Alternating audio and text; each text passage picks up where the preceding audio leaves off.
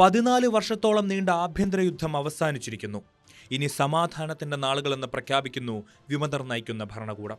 ജീവിതം തിരികെ പിടിക്കാനുള്ള ശ്രമത്തിലാണ് സിറിയൻ ജനത.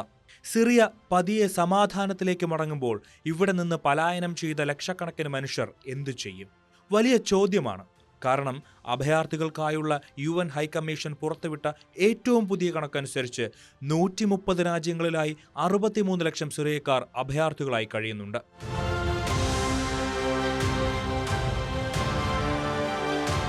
ഇടക്കാല പ്രധാനമന്ത്രി മുഹമ്മദ് അൽ ബഷീർ അധികാരമേറ്റെടുത്തയുടൻ സിറിയൻ അഭയാർത്ഥികളോട് രാജ്യത്തേക്ക് മടങ്ങിയെത്താൻ ആവശ്യപ്പെട്ടിരുന്നു.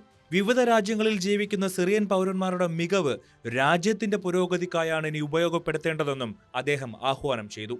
രാജ്യത്ത് സമാധാനാന്തരീക്ഷമായതോടെ തുർക്കിയിൽ നിന്നും ലെബനോനിൽ നിന്നുമൊക്കെ അഭയാർത്ഥികൾ സ്വമേധയാ മടങ്ങിയെത്തി തുടങ്ങിയിട്ടുണ്ട്.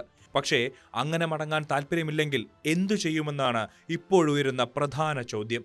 2011 കണക്കനുസരിച്ച് 2.1 കോടിയാണ് സിറിയയിലെ ജനസംഖ്യ. തൊട്ടു പിന്നാലെ എത്തിയ ആഭ്യന്തര യുദ്ധം രാജ്യത്തെ കശക്കിയെറിഞ്ഞു. 5 ലക്ഷത്തോളം മനുഷ്യർക്കാണ് യുദ്ധത്തിൽ ജീവൻ നഷ്ടപ്പെട്ടത്. 70 ലക്ഷത്തിലധികം ആളുകൾക്ക് സ്വന്തം വീടും മറ്റെല്ലാ സമ്പത്തും നഷ്ടമായി. അത്ര തന്നെ ആളുകൾ അഭയാർത്ഥികളായി മറ്റു രാജ്യങ്ങളിലേക്ക് പലായനം ചെയ്തു. ലോകത്തിലെ ഏറ്റവും വലിയ അഭയാർത്ഥി പ്രശ്നമായി അത് മാറി. ചെന്നുകയറിയ രാജ്യങ്ങളിലൊന്നും അത്ര സുഖകരമായിരുന്നില്ല അവസ്ഥ.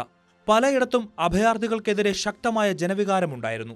ഏറ്റവും അധികം ആളുകൾ തുർക്കിയിലാണ് അഭയം തേടിയത്, 33 ലക്ഷം പേർ.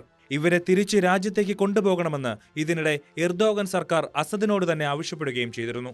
യൂറോപ്പിലേക്ക് അഭയം തേടിപ്പോയവരിൽ ഏറ്റവും കൂടുതൽ ആളുകൾ എത്തിയത് ജർമ്മനിയിലാണ്, 10 ലക്ഷത്തോളം ആളുകൾ.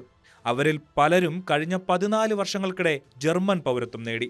മികച്ച വിദ്യാഭ്യാസവും തൊഴിലുമെല്ലാമായി മെച്ചപ്പെട്ട ജീവിത സാഹചര്യത്തിലാണുള്ളത്. ഇതു പക്ഷേ ജർമ്മനിയിലെ ജനങ്ങൾക്കിടയിൽ അസ്വസ്ഥത സൃഷ്ടിക്കുന്നുണ്ട്. ഫെബ്രുവരിയിൽ ജർമ്മനിയിൽ നടന്ന പൊതുതിരഞ്ഞെടുപ്പിൽ അഭയാർത്ഥി വിരുദ്ധ വികാരം ശക്തമായിരുന്നു. ജർമ്മനിയിലെ യാഥാസ്ഥിതിക വിഭാഗവും വലതുപക്ഷക്കാരും സിറിയൻ അഭയാർത്ഥികൾക്ക് തിരികെ പോകാൻ ധനസഹായം നൽകണമെന്ന് വരെ ആവശ്യമുയർത്തി. സിറിയയിലെ പ്രശ്നങ്ങൾ അവസാനിച്ച സ്ഥിതിക്ക് ഇനി അഭയാർത്ഥികളെ തിരിച്ചയക്കേണ്ടതല്ലേ എന്ന ചർച്ചകൾ ജർമ്മനിക്ക് പുറമെ മറ്റ് യൂറോപ്യൻ രാജ്യങ്ങളിലും ശക്തമായി കഴിഞ്ഞു. ജർമ്മനി, ഓസ്ട്രിയ, ഇറ്റലി, UK തുടങ്ങിയ രാജ്യങ്ങളെല്ലാം നിലവിൽ തന്നെ സിറിയയിൽ നിന്നുള്ളവർക്ക് അഭയാർത്ഥി പദവി നൽകുന്നത് നിർത്തിക്കഴിഞ്ഞു. അതേസമയം UNHCR കണക്കുകൾ അനുസരിച്ച് സിറിയൻ അഭയാർത്ഥികളിൽ 5% ഇപ്പോഴും ക്യാമ്പുകളിലാണ് കഴിയുന്നത്. പുറത്ത് കഴിയുന്നവരുടെ സ്ഥിതിയും മെച്ചമല്ല. വിദ്യാഭ്യാസമോ തൊഴിലോ ഇല്ലാതെ മോശം സാഹചര്യങ്ങളിലാണ് 70% സിറിയൻ അഭയാർത്ഥികളുടെയും ജീവിതം. ഈ സാഹചര്യത്തിൽ തിരിച്ചു പോകാൻ താൽപ്പര്യമില്ലാത്തവരുടെ സുരക്ഷ ഉറപ്പാക്കണമെന്ന് UNHCR രാജ്യങ്ങളോട് അഭ്യർത്ഥിച്ചിട്ടുണ്ട്.